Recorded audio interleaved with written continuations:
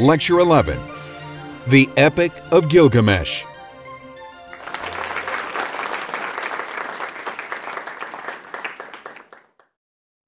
The Greeks were rich in their poetic imagination, but so too were the peoples of the Middle East.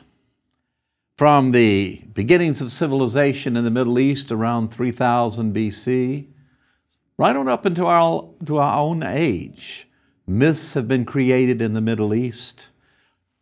1001 Nights from the Middle Ages is one of the most magnificent collection of folk tales.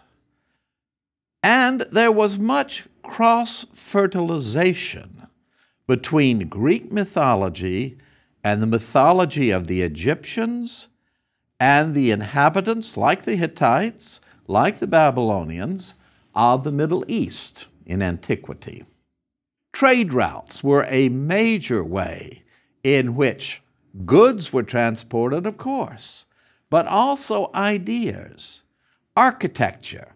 For example, the magnificent temples of Greece, like the Parthenon, had their origin in studying temples of monumental architecture in stone in Egypt. The Greek sculptures had their origin in the study of Egyptian sculptures. And stories were also told and adapted. The Hittites, for example, their story of creation had a considerable impact upon the Greeks, and it may well be that the story of the flood, as we find it in the Middle East and in Greece, are closely connected.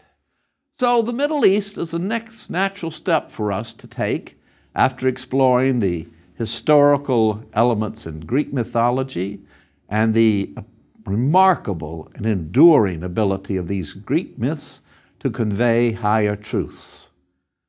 And the supreme example of mythology in the early Middle East is the story of Gilgamesh.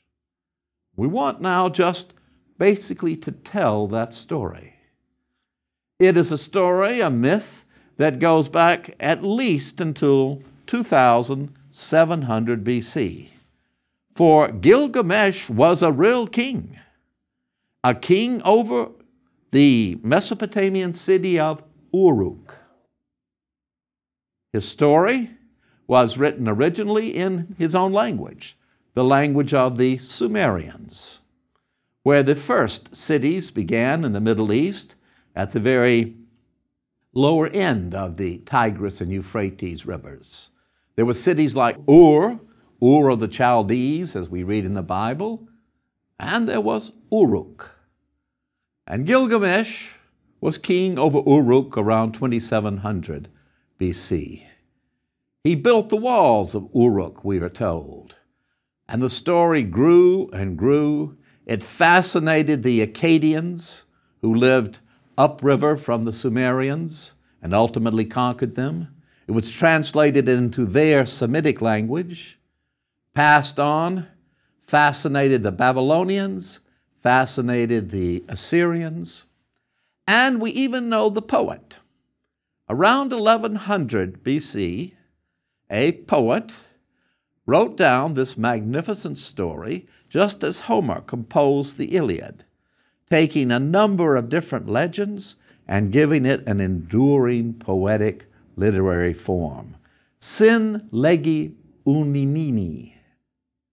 And it was copied over and over again on clay tablets. It was actually used as a school textbook to teach young scribes how to write.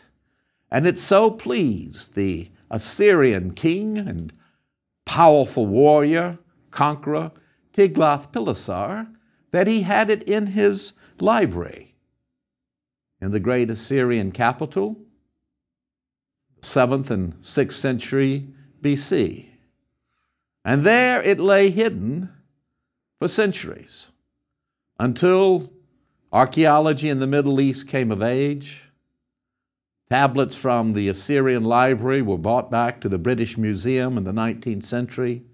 And when these tablets were cleaned and they began to be read, one of the archaeologists began to run around and around the room, ripping his clothes off in his excitement at having found an ancient Sumerian parallel to the story of the flood.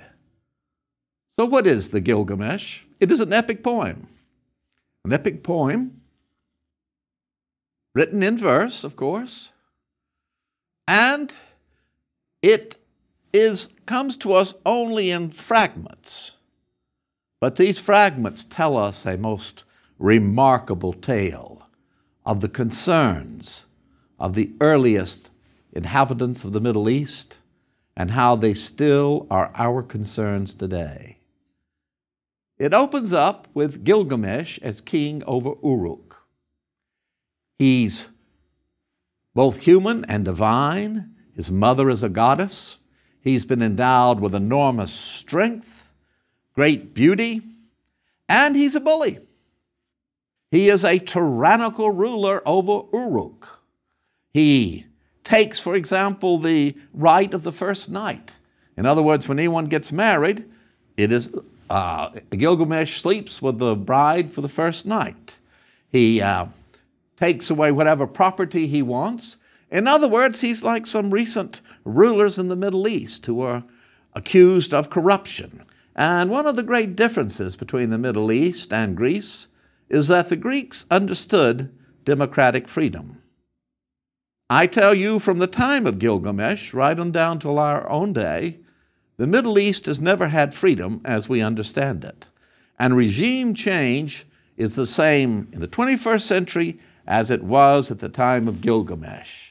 Because what the crowds do is simply appeal to the gods, shout over and over again, get rid of Gilgamesh, bring in another strong ruler, but somebody who will be just.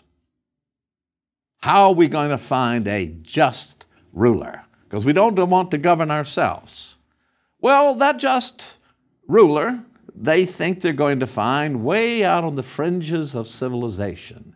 And one of the elements of the story of Gilgamesh is the conflict between civilized life, life in a city, and the wandering life of the nomad. What we will find, for example, in Cain and Abel, Jacob and Esau. And out on the far fringes of civilization is a shaggy man. It would look like a mountain man of the 19th century, Enkidu. In fact, he doesn't even know that he's human. He runs with the gazelles, he feasts with the lions, he drinks water right alongside the herds, and he is untouched by civilization. But he can be cured. And once again, of course, what cures him is a woman, a prostitute, Shamat.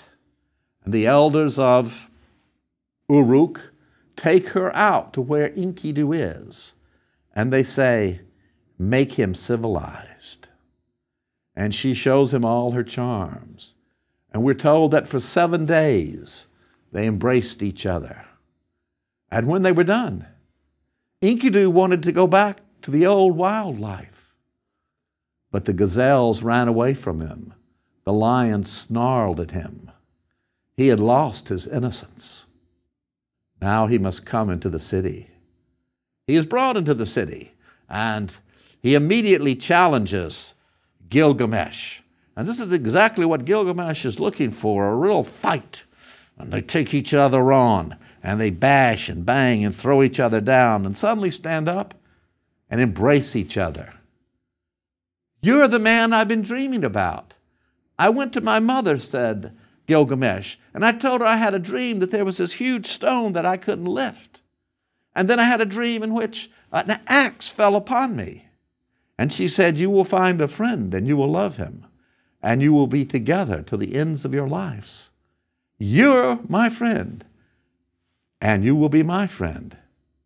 Now, I'm going to stop being so mean to the people of Uruk. I'm sorry, I have just gotten out of control, and I want to go on a quest, says Gilgamesh. I want to go with you, Enkidu, and do something tremendous. So the hero who wants to go on a quest to achieve immortality. What can we do to achieve immortality? I am told that far away, where the cedars grow up to the sky, in other words, what we would call Lebanon today, there lives a monster, Humbaba, and no one can overcome him. Let us two go out together and take upon this great, terrible, dragon-like creature and beat him together. And then we will cut down the trees, the cedars, and send them back to build more temples for our gods. Off the two of them go.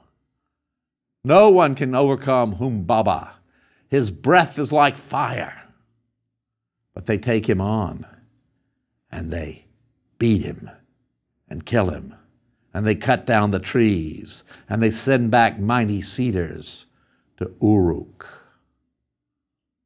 They return to Uruk. And so famous now is Gilgamesh that the goddess Ishtar, the goddess of love, wants him for her boyfriend.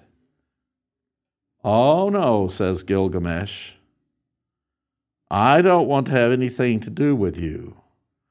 All of your boyfriends end up badly. You wanted the little bird to be your lover, and you broke his wing.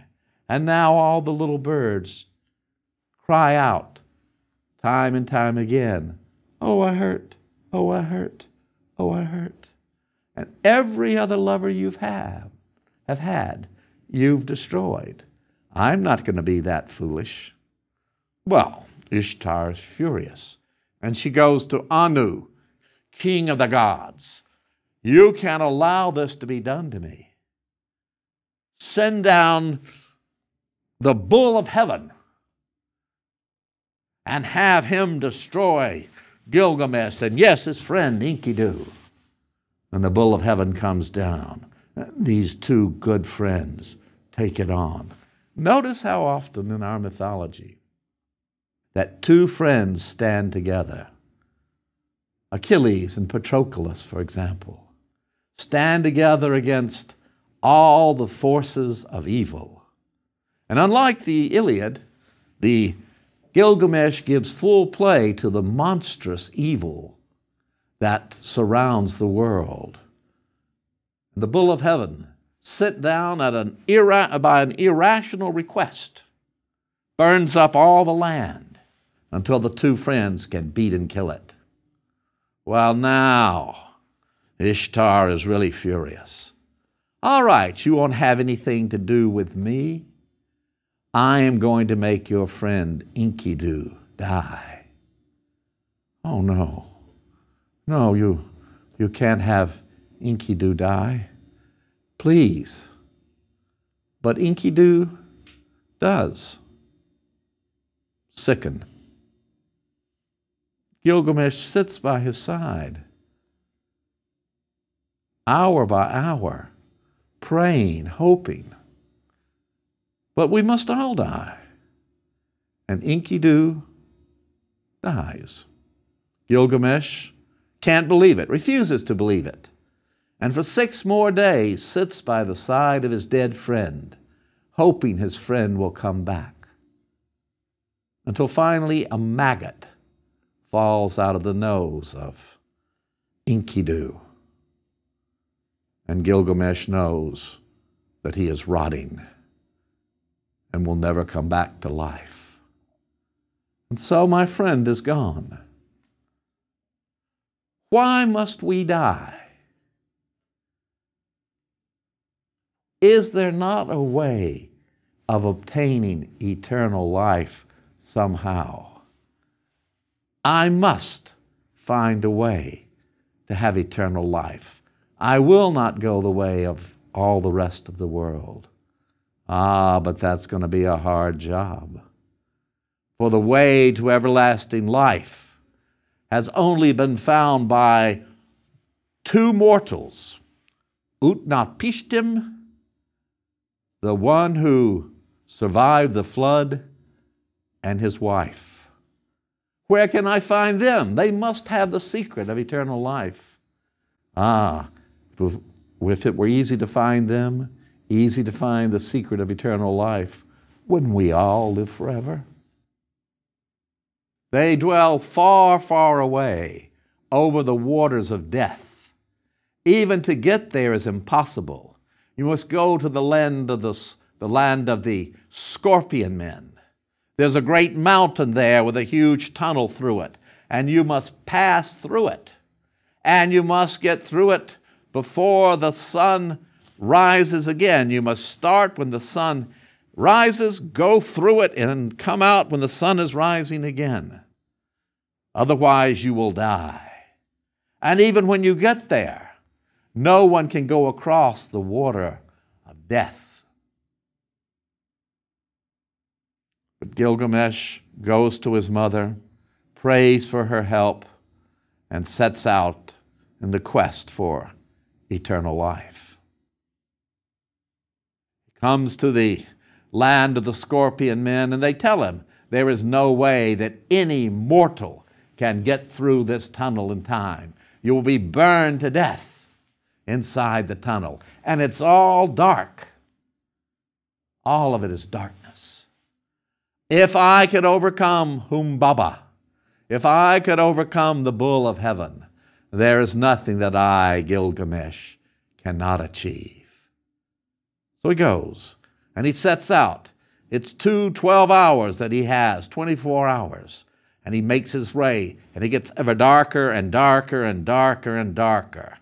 He is, as it were, going down into death itself, into the very blackness of the world from which no one returns.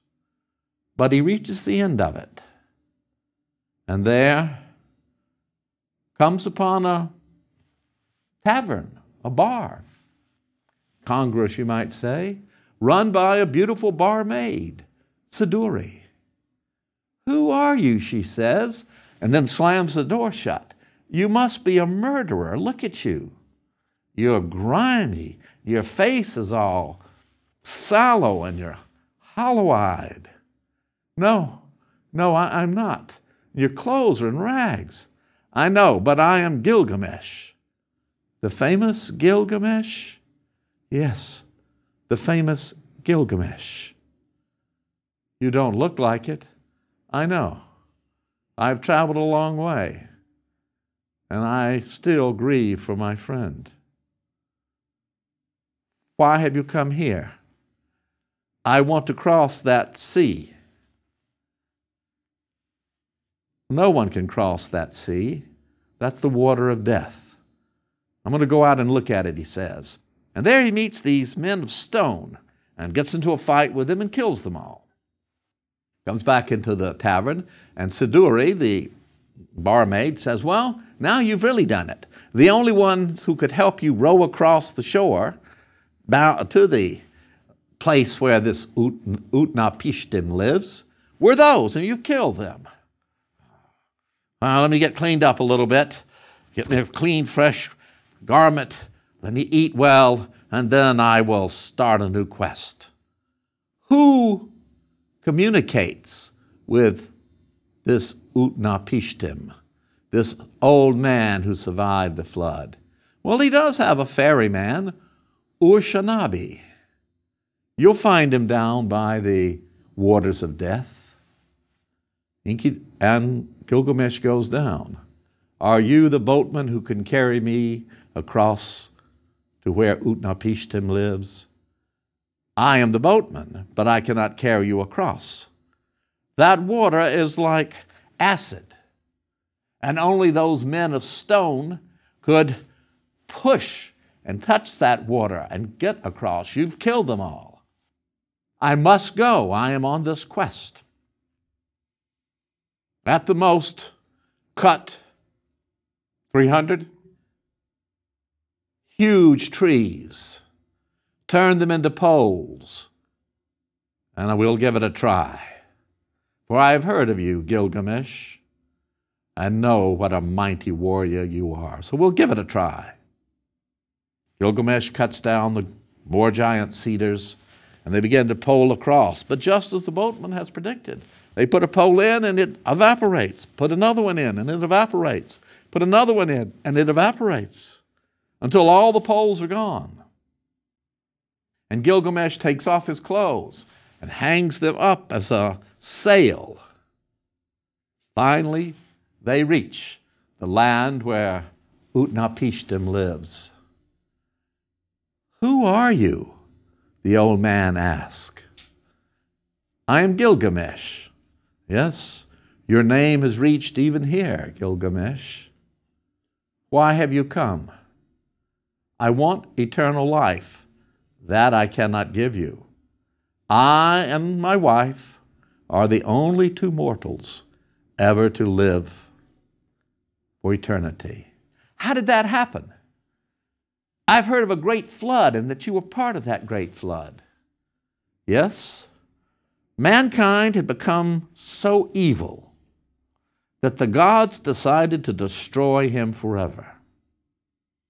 Just wipe him out with a huge flood. Start all over with some different kind of creatures. But I was a righteous man, and the gods looked with favor upon me. And before the terrible storm came, they told me to build a boat, that my wife and I would be saved, and we were to take onto that boat all manner of animals, plants. And the weather got more and more ominous, and everyone else just laughed at me. "Why are you building this giant boat? Where do you think you're going to go with it?" But the rains began. They didn't laugh anymore. And for 7 days it poured and poured and poured until all of the cities were completely submerged. And we sailed alone on our ark. By the 7th day, the rains had ceased. And we came to land upon a great mountain. As the gods had told me, I sent out birds. First a dove. It circled around and around. It could find no place to alight and returned. Then I sent out a sparrow, and it returned. Finally, I sent out a raven. Did not come back, and I knew that now the flood had subsided. So the gods gave me immortality. Well, if they could give it to you, why can't they give it to me? I'm not a god, and you are not worthy of immortality. Do you know that you will fall asleep, which is the same as death, very shortly? I won't fall asleep. Well, I tell you what, I will intercede for you. If you can stay awake for 7 days, I will ask the gods to make you immortal. Oh, no, certainly I can do that. Fell asleep immediately. The wife comes up to Utnapishtim. "Husband," she said, "he's asleep." "Yes, I know he's asleep, but when he wakes up, he's going to lie about it." Humans are liars and deceitful by nature. So what I want you to do is to bake a loaf of bread and put it there at his head. And every day he stays asleep, bake a loaf. Loaf after loaf, 1 day, 2nd day, 3rd day, the wife bakes them and they're put at the head of Gilgamesh where he's sleeping. And when he wakes up, he says, "Oh, I just shut my eyes for a minute. I didn't go to sleep." "Oh, you didn't, did you?" No. You can't prove I went to sleep." "Actually, I can. See that loaf of bread there? Ooh, yeah, it's fresh and good. I'm going to have some. Go ahead. How about the one next to it?" "Oh, it's a little hard. It looks like it was baked yesterday." "Yeah, so it was." "And how about that one there?" "Ooh, yeah, it's really hard and very hard." "And that one, ooh, it's getting kind of gray. And that one, oh, it's moldy. And that one, the 7th, it's rotten." That's how long you've been asleep. So I'll never find immortality. You've tried so hard, I feel sorry for you. As the boatman takes you back, as you come to the shore, brave the waters of the death. Go down deep into them, and you will find a plant growing. Variety of the nightshade, as a matter of fact. Pull that out, bring it up, and that will give you immortality. And as they arrive towards the shore, Gilgamesh does indeed brave the deep, swim down, bring up the nightshade flower, and has in his hand the gift of immortality. But this is a sacred moment when he is going to partake of this gift of immortality, eat this plant. He wants to be clean and pure for it. So he takes off his garment, washes himself clean in a pool, and while he's washing himself, the flower, the nightshade, on the side of the pool, a snake comes up and eats it, sheds his skin, rejuvenates, and slithers off. And now Gilgamesh knows he'll never have immortality. Well, boatman, you've served me well. Come back and go with me to Uruk. They sail back to Uruk down the river, and when they arrive at the city, Gilgamesh leads the boatman out. This is the city of Uruk. I built its walls. They are made out of fired brick. I made the city of Uruk. 1 mile of it is a temple to the goddess. 1 mile of it is palaces. 1 mile of it is a beautiful garden of date palms. And 1/2 mile are the brickworks. I have built all of this, and it is good. Thus, we will never have immortality. And as Achilles learned, what matters is what we achieve in this life. And Gilgamesh stood out in the mind of the early Middle East as that hero who had braved the monsters, crossed the tunnel of darkness, sailed across the waters of death, been denied his immortality, but had achieved great things, and his name would live. He had built the walls of Uruk. The poem actually begins, and one of its names for Gilgamesh is He Who Looked into the Deep. In other words, he who looked into the very depth of human existence, who asked that question that humans have been asking since early in the Stone Age. Why are we here? And why do we have to die? And today, we are, all of us, in a search to avoid death. What is all of our exercising, our concern with diet, our elaborate medical procedures to preserve a few more years? We're all going to die. I could have a heart attack right now. Somebody might call 911, maybe not, but perhaps they would. And I could be brought back, but that would only be putting off the inevitable. I rather prefer the view of Socrates. He was not afraid of death the way Gilgamesh was. Socrates believed he had been preparing his whole life for death because he would then be freed from all the sorrows of life and rise up into heaven. That faith was not given to Gilgamesh. For Gilgamesh, like Achilles, the underworld was only a place of darkness and pain. Thus, this great epic from the Near East. Conveys an exciting story of monsters. It rests upon a real historical figure, and it conveys the higher truth that all of us will die, and what matters is what we achieve while we live.